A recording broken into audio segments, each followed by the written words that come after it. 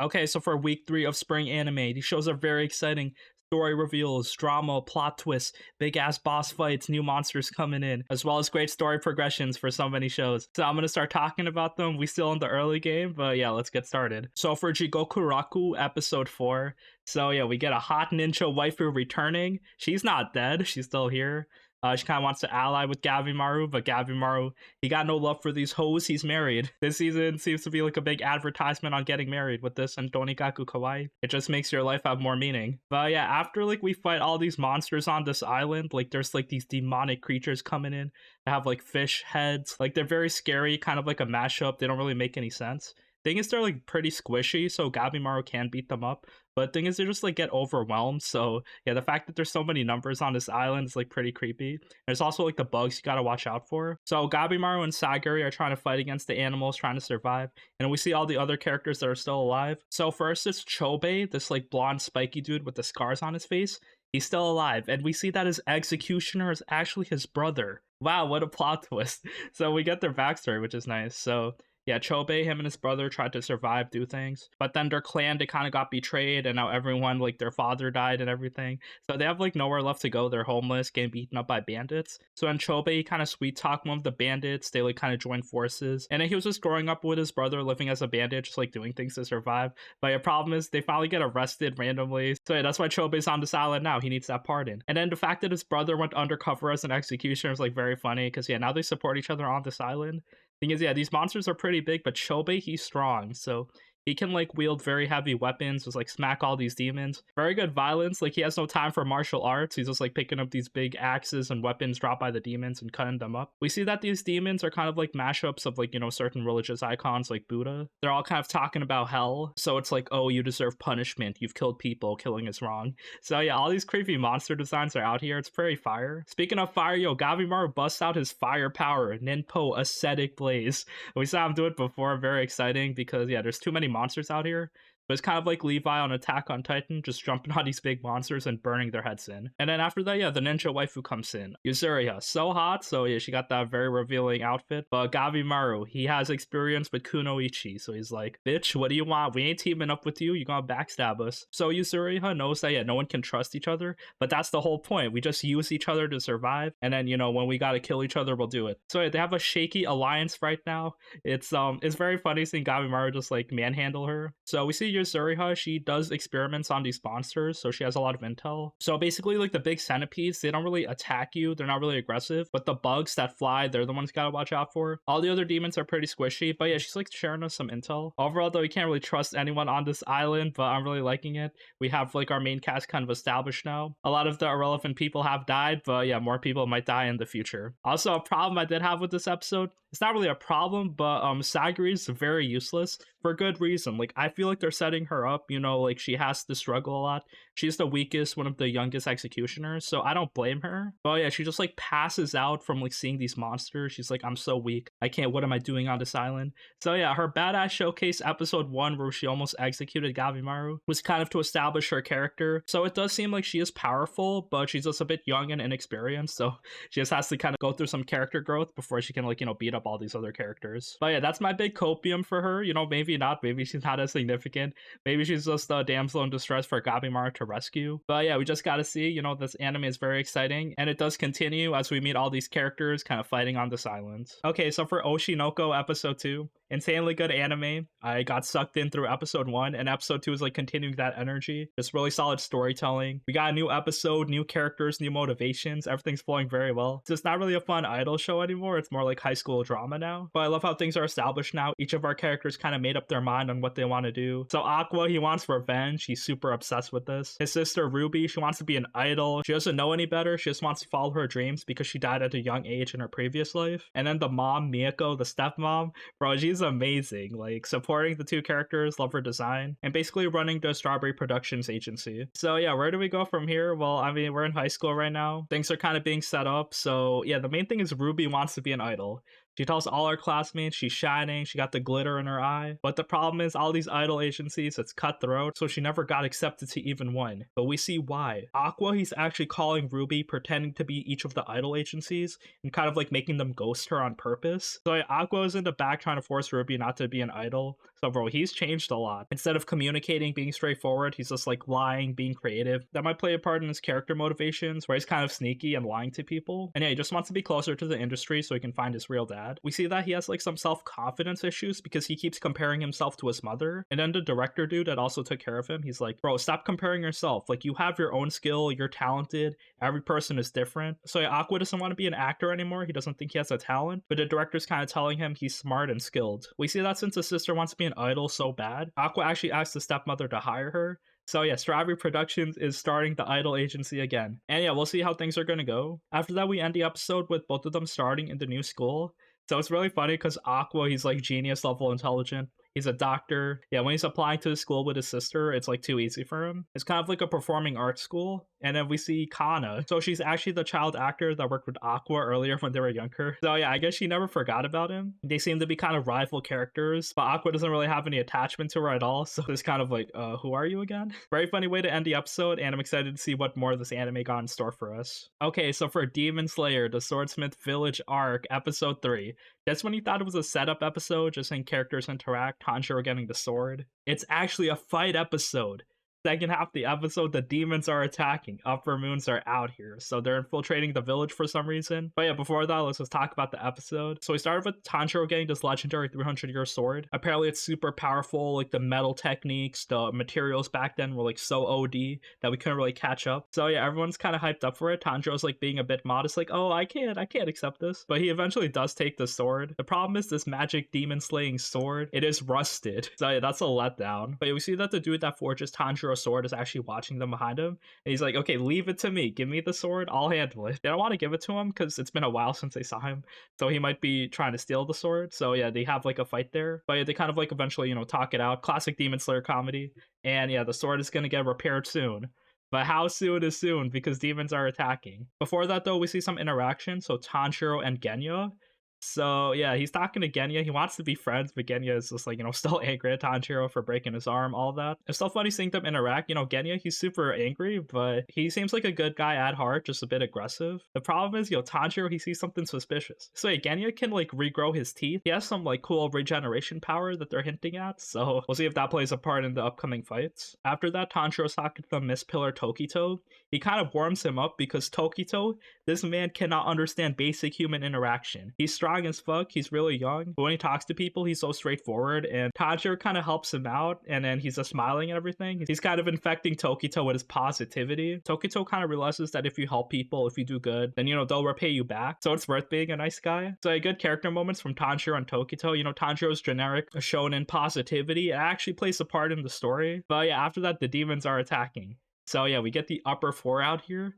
So he's the most underwhelming dude we saw, actually, because he has like a boil in his head and he seems really scared. So yeah, he should be no problem, right? So and yeah, we got the Mist Pillar out here. So when they see that the demon is actually invading their hotel room, Tokito just does his mist breathing. Bro, this was insane, yo. Hats off to Ufotable. So when Tokito slashes, just like mist just forms around him. The whole scene is so cloudy, and then he just like, you know, teleports, swing. It looks so nice and cinematic. And yeah, his mist breathing, pretty powerful, you know, just makes him move very quickly. Problem is, this demon's also very fast, but he doesn't seem to be aggressive, like he's not attacking anyone. So then yeah, when Tokito cuts his head off, very easy, we dealt with him. No, this dude actually grows his head back, and then he makes double the bodies. So every time you cut his head off, a new body grows from that head. That's not enough to sever the head. What do you do? Because yeah, every time they're cutting this demon's heads off, more demons are coming through. So there's like 4 so far, and each of them have like this elemental power. So one of the demons, he has like this wind blast. Another demon, he has electricity. Another demon, he's flying. So yeah, we don't know what all these demons are doing, but basically every time you cut off this dude's head, new demons come through. They have their own drip, new clothes, and they look younger. So yeah, this dude's just getting stronger every time you cut off his neck. So hats off to Demon Slayer, giving us some creative fight settings. They're not reusing certain gimmicks. Every demon feels strong, fresh, new. And these characters that are fighting are so fun. Also, big thing here, shotguns in Demon Slayer. Genya pulls out the shotty. We saw him in the OP. It's finally revealed. This is one of the coolest moments in Demon Slayer. Like, you introduce a gun in any fantasy environment, bro, the power level has just shifted. Because we're cutting demons with our brute strength using our arms and a sword. But wait, a gun? The force of that is probably like better than a sword. So yeah, introducing guns to fantasy environments, I love it. And yeah, Genya shoots the heads off of the demons. So yeah, the gun is powerful. But again, every time you kill the demon, more demons come through. The flying demon kind of grabs Tanjiro, drags him away into the forest. The Mist Pillar also got blown away, so he's also running. So that leaves Genya and Nezuko by themselves. Tanjiro tells Nezuko to save Genya, but it's too late. Genya gets stabbed by a spear and like thrown into the air. So yeah, the demon fight is popping off. Love the second half of this episode. This season is going to be entertaining. So yeah, we have no time to breathe. We got to fight the demons. We got to watch this cool, sexy ass animation and see our characters fight, go through power-ups, all that shit. Okay, so for Birdie Wing Golf Girl Story, Season 2, Episode 3, we return to our lesbian incest sports anime with the big plot twist. So yeah, last episode, episode 2, Aoi and Eve, they realize that they have the same father. So Eve gets her memories back, like after winning this golf tournament and after Aoi passed out. The problem is, yeah, these girls are not actually half sisters. So I realized in season 1, yeah, they might be related somehow, but it's actually a bigger swerve than I expected. So it all stems from Aoi's mom, her whole like kind of family life. So yeah, I realized that her mom is part of like this big clan of Japanese golfers. They're trying to, you know, be number one, be the best. So the daughter is really good, and then the daughter had 2 kind of teammates. So the father was like, we have to preserve golf for the next generation. So we're going to breed a genetically enhanced golf baby using Aoi's mom and one of the 2 dudes that are teammates. So yeah, the mom is in love with the coach actually, not Aoi's dad. So that's a big swerve. The coach is actually this significant. So yeah, he knows a lot about like Aoi's family and everything, and yeah, this is why. So he actually impregnated the mom. But then when they have a competition to see who's gonna marry her, the coach kind of passes out because he has like some type of injury we don't know about. But yeah, now Aoi's mom married the dad, and now the coach is kind of third wheeling, but the mom really loves the coach. So it's kind of insane that kind of begs, oh, can they keep the baby? And I'll just be like, you know, the pseudo insert parent. But basically, yeah, Aoi has 2 official dads. The thing is, her real dad, he's traveling to Europe for some reason. And we find out why, bro. He's 2-timing. So yeah, he knocked up Eve's mom, and then he kind of like left her alone for like 6 years. But then, you know, he shows up in their life randomly. So he's kind of hopping between 2 families. Eve kind of like meets up with the dad. It's like really funny. Aoi's dad was putting balls in holes, all right. He's a true golfer. But yeah, after that, tragedy kind of strikes when Eve turns 8. And then they got caught up in a storm, just like thunder that strikes. Everyone is kind of dead on the boat. So yeah, Eve's mom and dad are missing, presumed dead. And that's when Eve lost her memory. She got adopted by the orphans, and yeah, she was like living her life, also serving the mafia, learning golf from like the underground guy Leo. So yeah, this was a big, overwhelming backstory. Aoi's real dad is the coach, and Eve's real dad is Aoi's insert dad. I mean, so this explains a lot, you know, explains like her migraines. Maybe she got it from the coach. But overall, yeah, so juicy. Did not expect as much to go on. And then the fact that Eve, she's actually pretty stubborn about this. She's like to Aoi, oh, my dad would never have another family. He would never lie to me like that. So it's kind of crazy seeing Eve's copium. But I mean, she is like kind of right because the dad did only have 1 family. The one with Aoi wasn't like his biologically. But overall, this puts a rift into the 2 girls' friendships. So yeah, hopefully we get some character development moments. Hopefully they hash things out because we need the Yuri relationship. We need the team to stick together. But yeah, the team is kind of disbanded as Aoi's focusing on the Japanese singles golf tournament. And also Aoi's mom wants to protect her. So she forbids Eve from actually playing in the tournament. So, oh my god. Golf is so based right now. Okay, so for Mashle episode 3. It's a very funny episode this week. You know, Mash, he only knows 2 things. Violence and cream puffs. So when he gets bullied into school, like, you know, just like this whole social hierarchy, he's pretty one-track minded. He's kind of just like doing his own thing, following the rules, listening to people. But when you get too far, when you start bullying other people, assaulting them with magic, that's when Mash starts beating you up. I hear people like kind of comparing this like One Punch Man x Harry Potter. I feel like it's kind of its own thing where Mash, he's still struggling. He's not like overpowered like Saitama in this world. Instead, he's finding creative ways to kind of like loophole through this magic school. So basically right now they go through typical Harry Potter stuff. So one is like broomstick training. So yeah, you yell up to get the broomstick up, but you know, Mash can't do it. So he just kicks the ground and the broom just like flies up to him. And when they're having racing competitions, Mash, he throws the broom light speed and jumps onto the broom while it's midair. So that's how he fools everyone into thinking he's flying. So it's a very funny way to do things, and hopefully nobody catches on to his solutions. The problem is now he gets bullied by like this Draco Malfoy kind of ripoff. I don't know who he is, but yeah, he like seems to own the school. Everyone's kind of afraid of him. He has like mad clout. So basically he's like kind of bullying Mash. He doesn't like how Mash is like not respecting him. And Mash kind of like takes it in stride. He doesn't really know any better. And then he sees that his roommate Finn is actually getting manipulated by him as well. So yeah, Finn is getting bullied. Mash finally sees him. He feels bad, so he's had enough. How does he deal with bullies without getting expelled? Does he do something creative? Does he kind of tell on the teachers? No, bro, he punches the bullies. It's kind of caught me off guard because, okay, once you do this, like, you know, you're in trouble, you're expelled. It's kind of like the moment when Anya punched Damien in Spy Family. It really reminded me of that, but yeah, Mash just goes all out, just punches the dude, and then the vice principal comes in, Mash punches that guy as well. And also, yo, Mash is kind of unhinged. He's like, I'm gonna bury you. So he buries the dude alive in the hallway. So Mash is, you know, serial killer threatening these dudes, but it doesn't pay off, obviously. So yeah, they still get reported, again, trouble, and yeah, Mash gets expelled. The expulsion letter is there, but who is there to save him? The headmaster. He's like, we need more people like you at Mash, kind of like change our magical system we have now where there's like inequality. So yeah, Mash becoming the hero character. There's no consequences in this anime apparently, which is kind of a letdown, but yeah, Mash does whatever he wants with force. As long as he's helping people, it's all good. So, a very funny episode. I think it's my favorite episode of Mashle so far. Overall, the jokes do get repetitive, but it's still pretty entertaining. See all these characters interact. Okay, so for Vinland Saga Season 2, Episode 16, the drama on this farm, it is reaching a climax. Thorfinn is fighting, he's back here again, he's going back to his old self with the dagger form. I honestly didn't expect this much action to happen so suddenly, but yeah, this end of Season 2, it's like getting very hype, setting up some new things, and this is just on the farm. This is just some side story with Arnhide's husband. We're not even touching the meat and bones of the real issue, where Leif Erikson is coming back and then their farm's gonna be under attack with King Canute. So yeah, so much shit is being set up, very exciting. I don't think Season 2 is gonna have enough episodes to portray everything, but yeah, so far it's very exciting. So yeah, Snake, you know, he's very big mad because Arnhide's husband Garzar, he murdered all the dudes. I felt really bad for Arnhide. I thought she'd run away with him, but she seemed to actually go back to the grandfather's house. So yeah, she's just working there and she's like kind of in plain sight. Snake is kind of making her work so Garzar can come back and rescue her, and then they'll ambush Garzar because he's like pretty heavily injured. So yeah, where is Garzar? He is missing.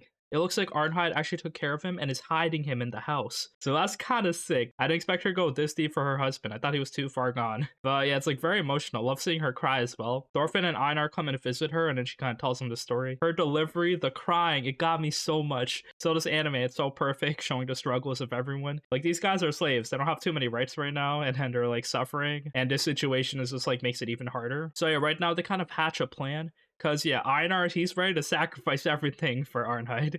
Even if he's going to get cucked and then she's going to go off with her real husband. So, yeah, they devise a plan. Basically have Einar disguise as Garzar, run away, lure everyone, all the guards out. And then Thorfinn and Arnhide can take care of Garzar. They actually get help from the grandfather as well. So he's kind of a homie. He's also a peace trad. And, yeah, they set their plan into motion. But Snake, he feels that something is wrong. So while all the men are chasing after Einar in a cloak, he goes back. He runs on foot. He doesn't need a horse. So yeah, Thorfinn, Arnhide, and the old man, while they're trying to load the body up on a cart, have them escape, Snake comes in and he's like, Thorfinn, step aside, I'm gonna kill you. So yeah, the battle is happening right now. So this was teased very early on. You know, Thorfinn and Snake's first confrontation, like 4 episodes in, I think. Am I a pacifist? Should I fight to protect the people that I want to take care of?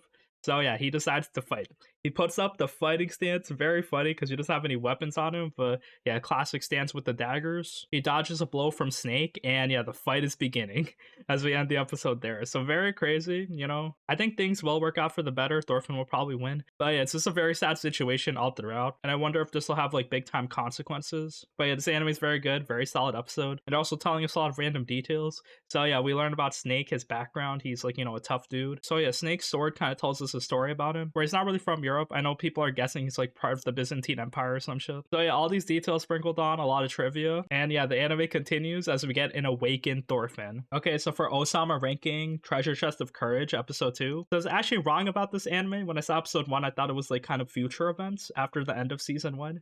But no, it's kind of like a flashback on like Bochi's adventures while he was learning and growing outside of the kingdom. So it's kind of like, filler arcs. So everything that's happening here so far is just in the past. So this episode is when Boji's traveling with Desha's knights to kind of take back the kingdom. So they're all camping out. Him and Kage, all these knights are going on their adventure. And yeah, Boji just helping people. We're seeing nice fantasy wildlife environments. Looking like Sumeru from Genshin Impact right now. And yeah, just like funny, entertaining adventures. I think a quick problem I do have is that since we already know what happens in the story, none of these episodes and scenes really do anything to enhance like the character moments because we already know how Boji develops. But I guess it adds some world building where we see like more of the environments, more of the people. So yeah, this anime does have its own flavor. I just have to watch a few more episodes, see if I'll commit to it, see if the quality's good. Okay, so for Heavenly Delusion episode 4, it's another crazy episode. Stuff is happening. There's kind of more lore on the Promised Neverland universe over here, where it's like I keep calling it that, but it's like the holding facility with all the kids. They're just playing together while the adults kind of observe them, which is kind of creepy. And there's like stuff in this facility. There's like these alien babies out here that look like monsters. So I really don't know what the end game of this area is, but I mean, I can make some assumptions. Overall, though, yeah, if you leave a bunch of kids by themselves just like to do things,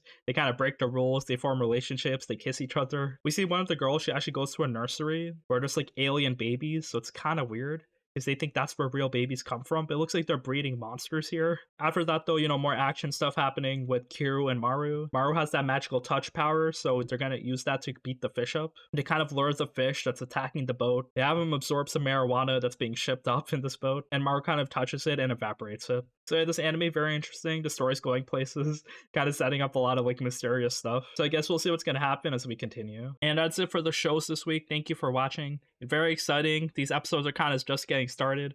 By cool escalations, cool character motivations, good stories. The Demon Slayer action continues to be insane. Oshinoko, I'm in love with this story. Jigokuraku, a lot of like cool stuff is happening on this island. One of the sickest animes this season. And yeah, Vinland Saga is good. All these other shows are nice, good drama. So yeah, thank you for watching. Can't wait to continue more animes this week. And please let me know what your favorite episode this week was.